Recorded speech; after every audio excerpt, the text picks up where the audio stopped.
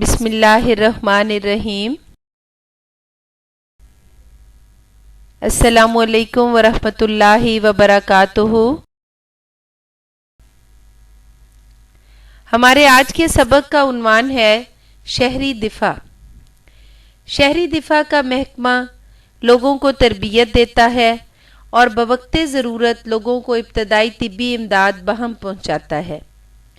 یہ ادارہ حکومت کی جانب سے شہری دفاع کی تربیت دینے کے لیے منظم طریقے سے عوام کو تربیت دے رہا ہے۔ امن کا زمانہ ہو یا حالت جنگ، یہ ادارہ فعال ہے۔ اس کے رضاکار ہر دم عوام الناس کی مدد کے لیے تیار ہیں۔ یہ ادارہ اپنے رضاکاروں کو ہر طرح کی ہنگامی صورتحال سے نمٹنے کے لیے تیار رکھتا ہے۔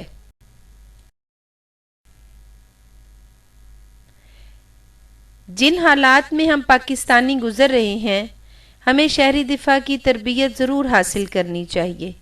کہیں دہشت گردی ہے تو کہیں دشمنوں کے حملے کا خطرہ۔ ہمیں کم از کم اپنے دفاع کا طریقہ معلوم ہونا چاہیے۔ اسی طرح حادثات اور ناگہانی آفات کی صورت میں پیدا ہونے والے ہنگامی حالات میں بھی ہمیں ذمہ دار شہری کی طرح اپنا فرض نبھانا ہوگا۔ اس سبق میں ہم دیکھیں گے کہ شہری دفاع کے رضاکار کس کس طرح لوگوں کی مدد کرتے ہیں، اور اگر خدا نخواستہ ہمیں کسی ہنگامی صورتحال کا سامنا کرنا پڑ جائے تو ہم کس طرح سے دوسرے لوگوں کی مدد کر سکتے ہیں۔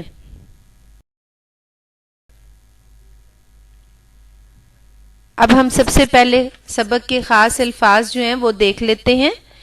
آپ کے سامنے اسکرین پہ الفاظ نظر آ رہے ہیں۔ میں ان کے میننگز آپ کو بتاتی جاتی ہوں، ساتھ ساتھ ان کے معنی آپ لوگ لکھ لیجئے گا اور یاد بھی کر لیجئے گا۔ ایمرجنسی، ہنگامی صورتحال، خوامخواہ، بلا وجہ، گامزن، روانہ، حمائل، گھیرے ہوئے، لرزا دینا، ہلا دینا، لپکنا، تیزی سے بڑھنا، عوض، بدلے، رونما، ظاہر ہونا، جھمگٹا، ہجوم یا رش، سرجن، آپریشن کرنے والا ڈاکٹر، شعور، آگہی، مصنوعی، غیر قدرتی۔ یہ تھے ہمارے سبق کے خاص الفاظ۔ ان کے معنی آپ لوگ یقیناً لکھ بھی رہے ہوں گے اور یاد بھی کر رہے ہوں گے۔ بیٹا سلیس کا سوال جو ہے وہ آ سکتا ہے اس سبق میں سے بھی۔ امپورٹنٹ سبق ہے یہ آپ کی فرسٹ ٹرم کا، تو بہت توجہ اور دھیان سے اس کو آپ نے سننا ہے۔ اب ہم سبق کا آغاز کرتے ہیں۔ میں ساتھ ساتھ کوشش کروں گی کہ ہر لفظ کا مطلب، ہر لائن کو آسان الفاظ میں آپ کو سمجھاؤں۔ آپ نے پوری توجہ اور دھیان دینا ہے تاکہ آپ کو آپ کی جو اسسمنٹس ہیں آپ وہ بھی اچھے طریقے سے حل کر سکیں، اور جب آپ کا امتحان ہو، کوئز ہو آپ کا، تو بھی آپ بہت اچھے نمبر حاصل کر سکیں۔ دیکھیں جی، ہمارا پہلا پیراگراف ہے۔ فون کی گھنٹی بجی اور حامد نے لپک کر فون اٹھایا، لپک کر تیزی سے فون اٹھایا۔ دوسری طرف سے اس کے ابا جان کی آواز آئی کہ بیٹا میں آج رات گھر نہیں آ سکوں گا کیونکہ شہر کی بڑی مارکیٹ میں بم دھماکہ ہوا ہے اور ہسپتال میں ایمرجنسی لگا دی گئی ہے۔ ایمرجنسی لگا دی گئی ہے، ہنگامی صورتحال ہے۔ اب حامد کے ابا کیا بتا رہے ہیں کہ شہر کی بڑی مارکیٹ میں بم دھماکہ ہو گیا ہے اور ہسپتال میں ہنگامی صورتحال ہے، اس کی وجہ سے وہ آج رات اپنے گھر نہیں آ سکیں گے۔ اس دوران اس کی امی بھی آ گئیں۔ اس دوران یعنی جب وہ باپ بیٹا آپس میں بات کر رہے تھے، اس دوران اس کی امی بھی آ گئیں، اور پوچھنے پر حامد نے بتایا کہ ابا جان کا فون تھا۔ وہ کہہ رہے تھے کہ بم دھماکے کی وجہ سے ہسپتال میں ایمرجنسی لگی ہوئی ہے۔ ایمرجنسی لگی ہوئی ہے یعنی ہنگامی صورتحال ہے، جس کی وجہ سے وہ رات کو گھر نہیں آ سکیں گے۔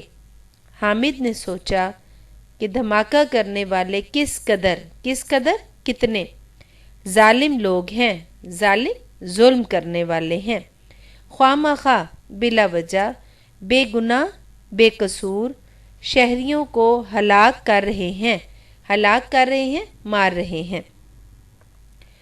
اس نے امی سے پوچھا یہ کون لوگ ہیں اور ایسا کیوں کرتے ہیں؟ اب حامد کے ذہن میں فوراً سوال آیا کہ اگر بم دھماکہ ہو جاتا ہے تو کتنے بے گناہ شہری جو ہیں وہ جو ہے اس حادثے میں اپنی جان سے ہاتھ دھو بیٹھتے ہیں۔ تو وہ کہتے ہیں کہ جو حامد یہ سوچ رہا ہے کہ جو بم دھماکہ کرتے ہیں وہ کتنے ظالم ہوتے ہیں، ان کے دل میں کوئی خوف نہیں ہوتا، وہ بلا وجہ بے گناہ بے قصور شہریوں کو مار رہے ہیں۔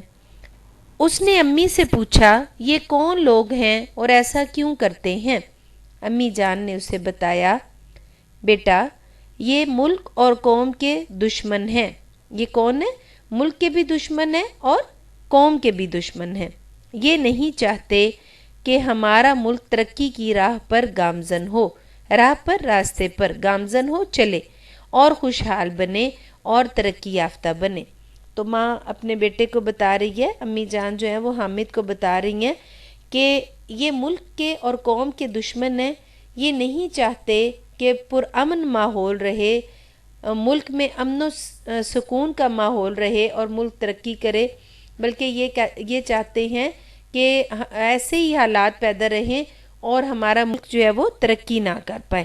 اس کے بعد امی نے حامد کو اپنے بستر پر جانے کے لیے کہا کیونکہ رات بہت ہو چکی تھی۔ یہ بات سمجھانے کے بعد امی نے حامد کو کہا کہ وہ اپنے بستر پر چلا جائے اور جا کے سو جائے کیونکہ رات بہت ہو چکی تھی۔ حامد چپ چاپ اپنے کمرے کی طرف چلا گیا، چپ چاپ خاموشی سے۔ وہ بستر پر لیٹ تو گیا مگر اسے نیند نہیں آ رہی تھی۔ اب اس کے ذہن میں یہی سوالات تھے کہ ایسا کیوں ہو رہا ہے، تو اسے نیند نہیں آ رہی تھی۔ وہ مسلسل سوچتا رہا، لگاتار سوچتا رہا کہ یہ سب کیا ہو رہا ہے، کہ یہ کیوں ایسا ہو رہا ہے، کیوں لوگ بم دھماکے کر رہے ہیں اور بے گناہ شہریوں کو کیوں ہلاک کیا جا رہا ہے۔ یہ کون لوگ ہیں، یعنی یہ دہشت گرد جو ہیں، بم دھماکہ کرنے والے جو ہیں، یہ کون لوگ ہیں جو چند سکوں کے عوض، سکوں کے یعنی چند پیسوں کے، چند روپوں کے بدلے قیمتی جانوں کا سودا کرتے ہیں، جانوں کا، زندگیوں کا سودا کرتے ہیں اور ملک میں تباہی پھیلاتے ہیں، بربادی پھیلاتے ہیں۔ یہی باتیں سوچتے سوچتے حامد سو گیا۔ اب حامد کے ذہن میں یہ سوال آ رہا ہے کہ یہ اتنے سفاک اور ظالم لوگ ہیں کہ چند روپوں کے، چند سکوں کے بدلے میں اتنی قیمتی زندگیوں کا سودا کر دیتے ہیں، پیسے لے لیتے ہیں اور اس طرح سے بم دھماکے کا قیمتی جو جانیں ہیں ان کو مار دیتے ہیں، انہیں ہلاک کر دیتے ہیں اور پھر ملک میں بھی تباہی اور بربادی پھیلاتے ہیں۔ یہی سوچتے سوچتے حامد سو گیا۔ دوسرے روز شام کی چائے پر اس کی ابا جان سے ملاقات ہوئی۔ اب ابا جان نے ابھی پہلے پیراگراف میں ہم نے پڑھا نا کہ ابا جان جو ہیں وہ تو ہسپتال میں ہیں کیونکہ ہسپتال میں ایمرجنسی نافذ ہے، تو ابا جان دوسرے دن شام کی چائے پر ملتے ہیں حامد سے۔ دوسرے روز شام کی چائے پر اس کی ابا جان سے ملاقات ہوتی ہے، وہ اپنے ابا جان سے شام کی چائے پر ملتا ہے۔ حامد کے پوچھنے پر انہوں نے بتایا کہ وہ کس طرح رات بھر زخمیوں کا آپریشن اور مرہم پٹی کرتے رہے، دوا دارو دیتے رہے۔ اب ابا جان نے ساری رات ہسپتال میں گزاری اور جیسے جیسے زخمی آتے تھے، جن کو آپریشن کی ضرورت ہوتی تھی ان کا آپریشن کیا جاتا تھا اور جنہیں مرہم پٹی کی ضرورت ہوتی تھی ان کی مرہم پٹی، انہیں دوا دارو دیا جاتا تھا۔ حامد نے ابا جان سے پوچھا ابا جان میں کس طرح ان لوگوں کی مدد کر سکتا ہوں جو بم دھماکے میں یا کسی حادثے میں زخمی ہو جاتے ہیں۔ اب حامد کے اندر بھی ہمدردی کا جذبہ ابھرتا ہے اور وہ چاہ رہا ہے کہ میں بھی میرے پاس بھی کوئی ایسی تربیت ہونی چاہیے، مجھے بھی وہ طریقے معلوم ہونے چاہیے کہ جب کوئی بھی کہیں حادثہ ہو جائے یا بم دھماکہ ہو جائے تو میں بھی لوگوں کی مدد کر سکوں، لوگوں کے کام آ سکوں، تو وہ اپنے ابا جان سے پوچھتا ہے کہ میں کس طرح سے لوگوں کی مدد کر سکتا ہوں جو کسی بھی حادثے یا بم دھماکے میں زخمی ہو جاتے ہیں۔ ابا جان نے اسے بتایا کہ اس کے لیے اسے ابتدائی طبی امداد کی تربیت لینا اور مشقیں کرنا پڑیں گی۔ اب ابتدائی طبی امداد کیا ہے؟ وہ فوری مدد جو حادثے کے فوراً بعد متاثرہ شخص کو دی جاتی ہے۔ تو ابا جان نے اسے بتایا کہ اسے ابتدائی طبی امداد کی تربیت لینا اور مشقیں کرنا پڑیں گی۔ اب مشقیں کرنا یعنی بار بار اسے یہ کام کرنا پڑے گا، سیکھنا پڑے گا کہ کس طرح سے مدد کی جا سکتی ہے، کس طرح سے تربیت لی جا سکتی ہے۔ ابتدائی طبی امداد کی تربیت کے لیے حکومت نے محکمہ شہری دفاع قائم کر رکھا ہے۔ اب اس کے لیے ابا جان کیا بتا رہے ہیں کہ یہ جو ابتدائی طبی امداد کی تربیت لینی ہے یا اس کی مشقیں کرنی ہے، اس کے لیے بھی ایک ادارہ موجود ہے، اور اس ادارے کا نام کیا ہے؟ محکمہ شہری دفاع۔ اور یہ کس کی طرف سے قائم کیا گیا ہے؟ یہ حکومت کی طرف سے قائم کیا گیا ہے تاکہ عوام الناس کو، عام لوگوں کو، شہریوں کو ابتدائی طبی امداد کی تربیت دی جائے۔ یہ ادارہ کسی بھی حادثے کی صورت میں زخمیوں کو ابتدائی طبی امداد فراہم کرتا ہے۔ کسی بھی طرح کا کوئی حادثہ ہو جاتا ہے تو یہ ادارہ جو ہے یہ زخمیوں کو فوراً جو ہے وہ مدد پہنچاتا ہے۔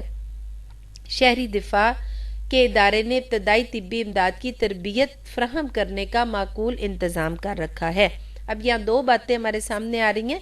ایک تو یہ ہے کہ یہ ادارہ جو ہے جب کوئی حادثہ ہوتا ہے تو اس کے رضاکار جو ہے فوراً پہنچتے ہیں اور جا کے متاثرہ جو لوگ ہوتے ہیں یا زخمی ہوتے ہیں ان کو مدد دیتے ہیں۔ اور دوسری بات کیا سامنے آئی؟ شہری دفاع کے ادارے نے ابتدائی طبی امداد کی تربیت فراہم کرنے کا معقول انتظام کر رکھا ہے۔